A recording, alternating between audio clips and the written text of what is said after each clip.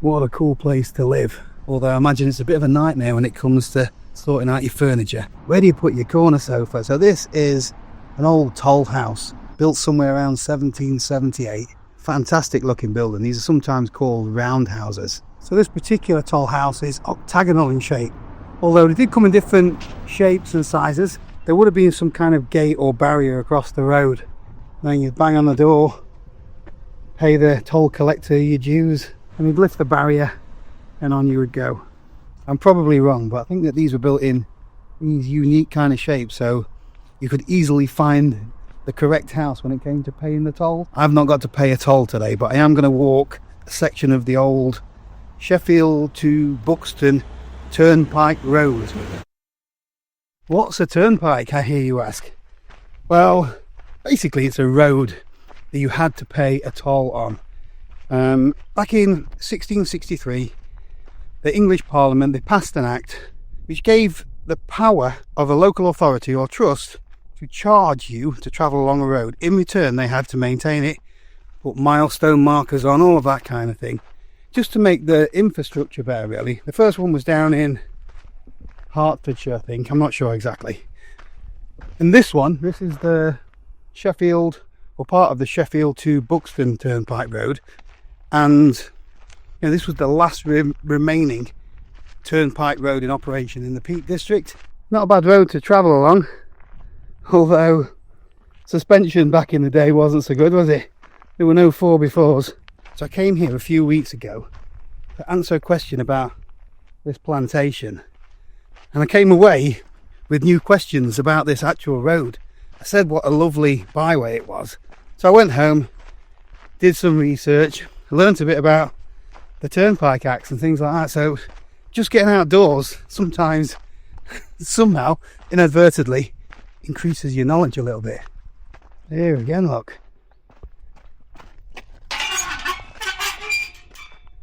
They've got all that space. They park up right next to the gate. Although they don't look as intimidating today. Apart from that one with the big horns. I best not stay too long.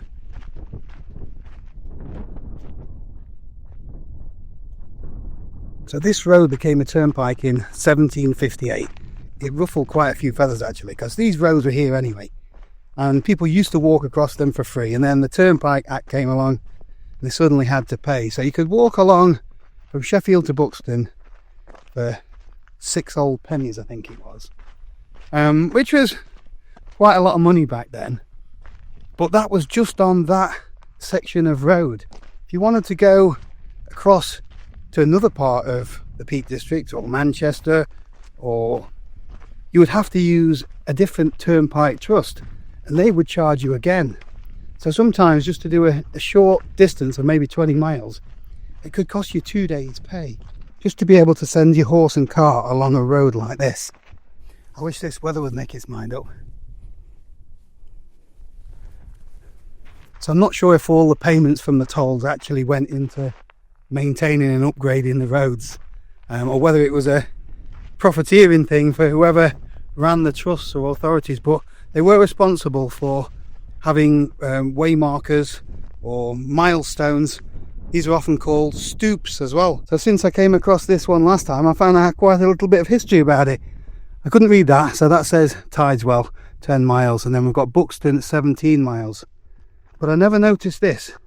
So there is a little crack across there where the stoop was broken, and that was in the Second World War. Somewhere over there are the remains of a Decoy fake town where they used to light it up on a night so the German bombers would think that this was the built up area, and keeping their bombs away from nearby Sheffield.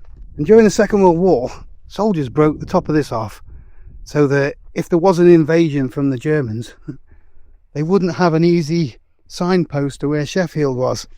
And this top half here was found in somebody's garden. It'd been there 70 years, and it's recently, well, I don't know how recently, I put it on the screen.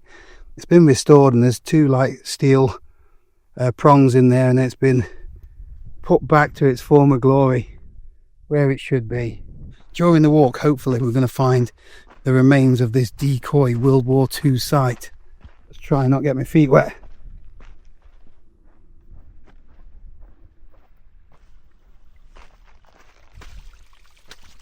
It's believed to be the outflow of God's well, which is a natural spring somewhere in the Peak District. But don't believe everything you read on the internet.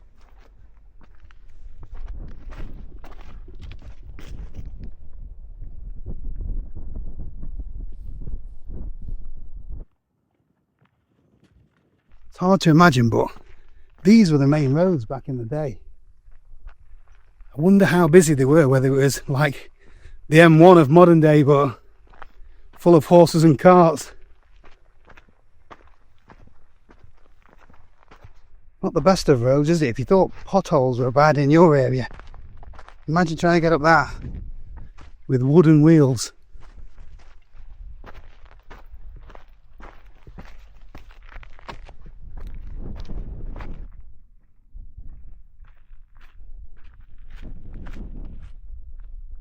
This looks like a nice quiet spot to tell you all about today's video sponsor, Squarespace. So Squarespace is the all-in-one platform that makes it really easy to build a website all by yourself. You can start with a couple of simple prompts into their Blueprint AI, or choose one of their ready-made templates. Just upload your own photos, add some text, move things around a little bit, and within a couple of hours you've got a website. Me and Joe have both got a website. I mainly use mine for promoting and growing my YouTube channel, as well as sending out newsletters, whereas Joe, he uses hers for selling her artwork and paintings. You know, the e-commerce features, takes care of all your payments and everything for you, makes it really easy to sell stuff online. The platform's got loads of different features. You can use it to set up a subscription service, check your analytics to see where all your traffic's coming from. Whatever you want your website for, they've got you covered. If you want to have a go at building a website of your own, if you click the link in the description below or head over to squarespace.com/Paul Messner, you'll get a totally free trial, set up your website, see what it looks like, and when you're ready to go live, you'll get 10% off your first purchase. I'm hoping that this Decoy town was easier for the Luftwaffe to see. I walked straight past it.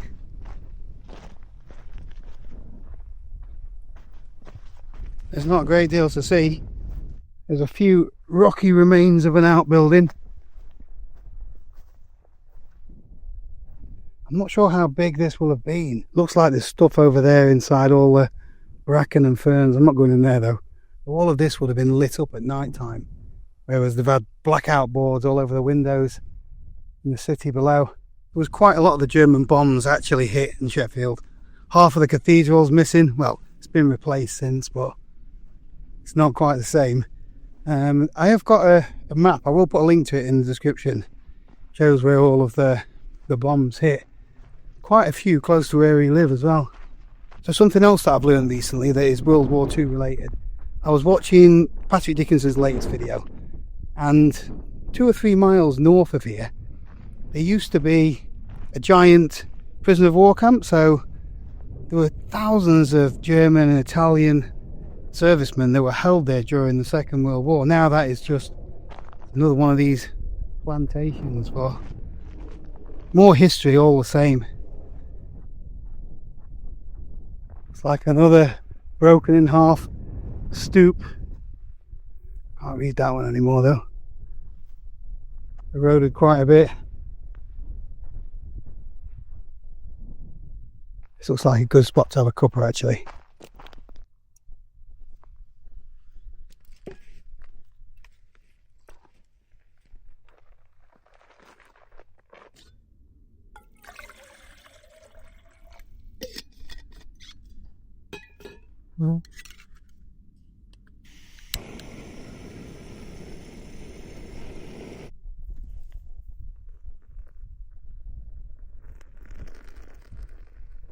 We are dunking again, and today's recommendation comes from CB Scott in the comments, who says the ultimate dunker is the bourbon cream. So I'm going to put that to the test. Is it just me or these got smaller?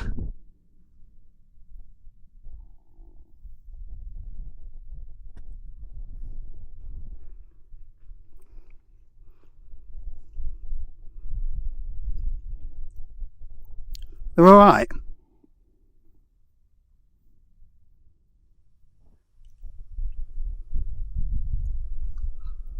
I'm going to have to put a league table up. It's not as good as the Biscuit. So it's going to be like, you know, on Top Gear when they do the lap time. so it's going to be just above. So I'm going to set up a league table for dunking biscuits. Keep giving me recommendations in the comments and I'll pick one from this video for the next video.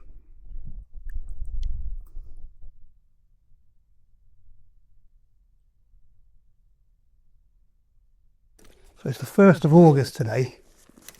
I completed my 10,000 steps a day challenge for July.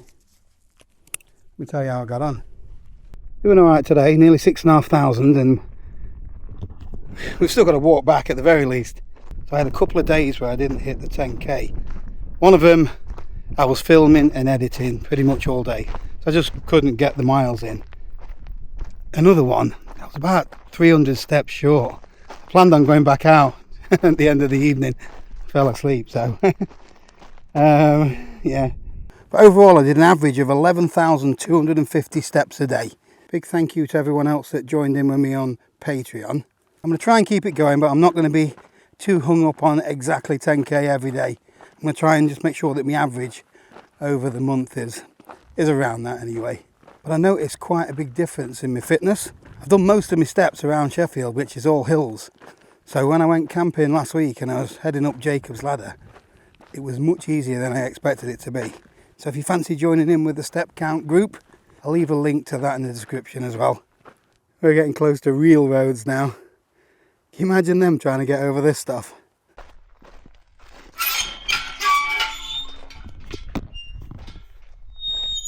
I'll bring WD-40 next time.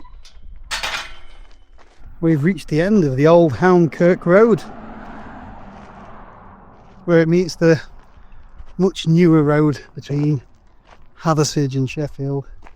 This is just a short section of the old Sheffield to Buxton Turnpike Road, which I believe was the last of the turnpike roads in the Peak District. That closed in 1884, so 126 years of paying tolls, and this is as good as it gets. It's a little bit like your modern day road tax. They're never in any hurry to fill the potholes or anything, are they? I need to cheat for this one and I still won't get it right. The last of the turnpike trusts in the UK. It wound up in 1895 and it was in Llanfwrell on Anglesey in Wales. Apologies for all you lovely Welsh people out there. In 1888 there was a new local government act, and that put the responsibility of the local governments and councils to maintain the roads anyway, so there was no need for these trusts anymore. It was probably a good thing anyway. People were sick of having to pay the tolls. In fact, in North Wales, I think they were called the Turnpike Riots or Rebecca Riots, where between the 1830s and 40s, although they were called the Rebecca Riots, they were actually men. They were dressed up as women, so called Rebecca and their daughters, and they would approach the toll houses and gates and just cause havoc, smash them up.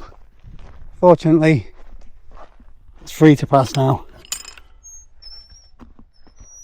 Hope you enjoyed this little hiking with me. I will put a link in the description, including the route, places of interest, things like that, and any references that I've used. I'm going to turn the camera off now, enjoy the hike all to myself really. So I'll say goodbye. That is it for this one. Thank you for watching. I'll see you on the next one.